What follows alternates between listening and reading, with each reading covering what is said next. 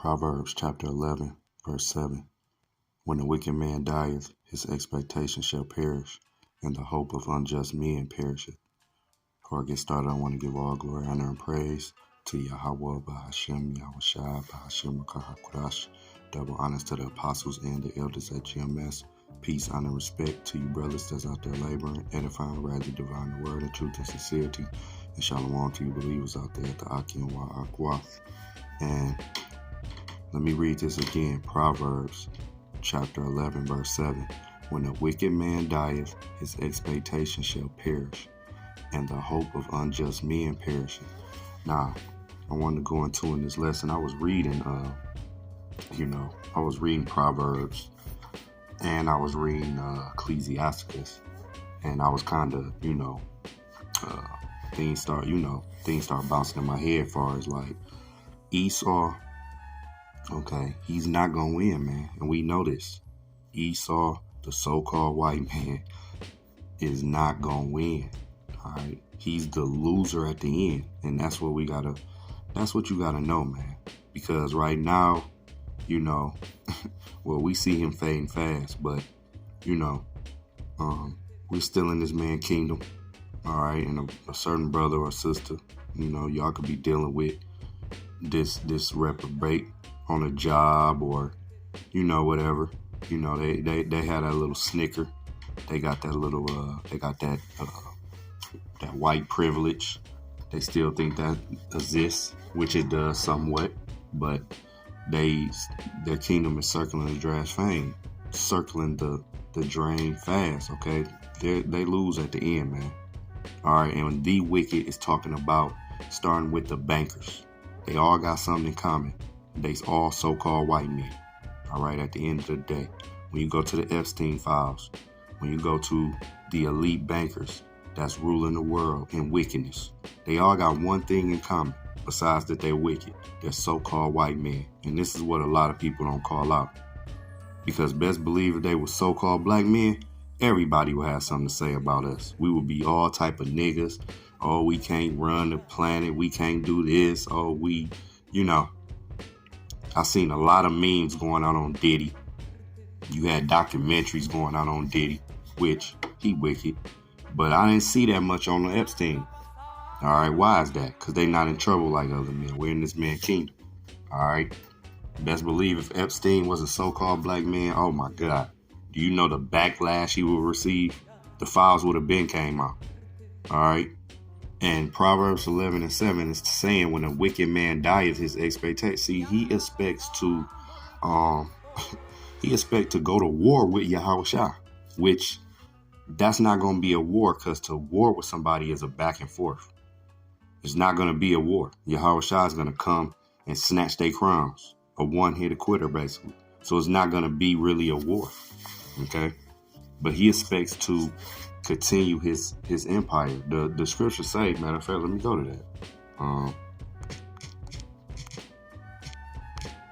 about you? Yahushua forgiving me. These scriptures, man. Even ones that I ain't have continue forever. Let me see. Psalms 49:11 says what?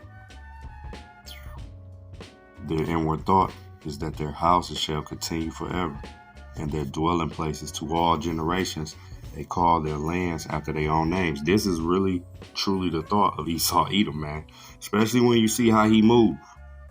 All right, he thinks he's going to be able to set up the MOTB and just enslave the rest of the population that's left in his idea. And, he's going to be able to go to Mars or some space station or whatever. This is what they truly think, man. And they just gonna be able to rule and always have Jake under their thumb. This is their thoughts, man. All right, but no, the scriptures say when the wicked man died, his expectation shall perish. So guess what? When they die, when they smacked off the crown, man, it's a wrap. All right, it's a rizap. Now let me go to let me read right here in Proverbs, the 28th chapter, verse 8. This is in the GNT. It says, if you get rich by charging interest and taking advantage of people, your wealth will go to someone who is kind to the poor. Yeah. And this is Esau's money system. It's all about deceit. It's all about charging interest and take advantage of the people. Because a credit card, what you don't know is, okay, if you can maintain that credit card, yeah, you can build credit. But this society is based off debt. All right? It's based off debt. And then when you can't pay something, say you borrow $100, well, then you could end up owing $150, $200, $300, $400. Your debt, what you borrow could triple, quadruple. All right, if you don't pay on time, that's wicked, man. All right, you get some, you pay what you owe. If you borrow 100, you're supposed to pay back 100. You're not supposed to borrow 100 and now you gotta pay them back. Well, you borrow 100, now you gotta pay me 110 or 115. No, that's wicked, man. And that's his whole system. That's how they get rich.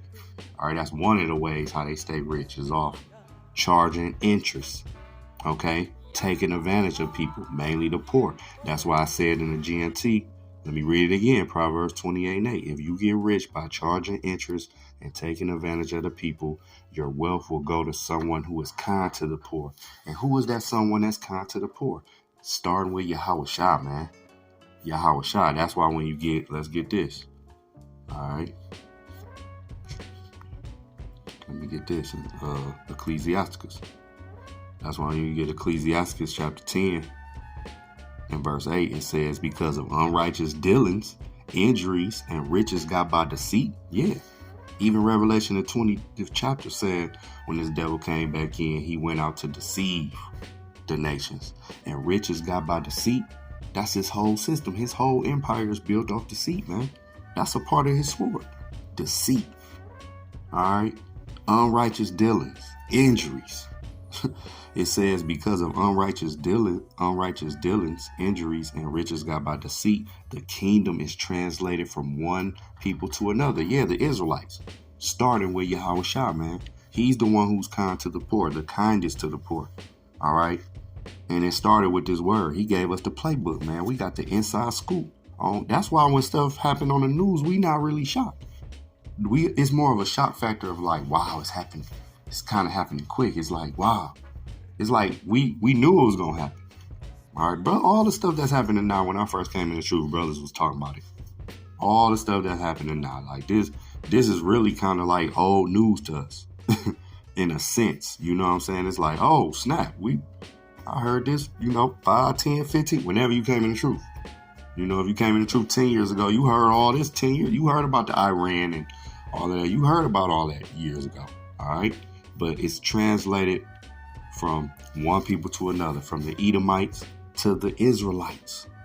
Okay. Let me get this in Proverbs. Let's get Proverbs chapter 20. All right, verse 17, and it says, bread of deceit. See, there go that word deceit. Because see, deception is a powerful tool that this devil used. All right, because he is the wicked. And this is why he's going to lose. And he's going to lose his kingdom and never come into power.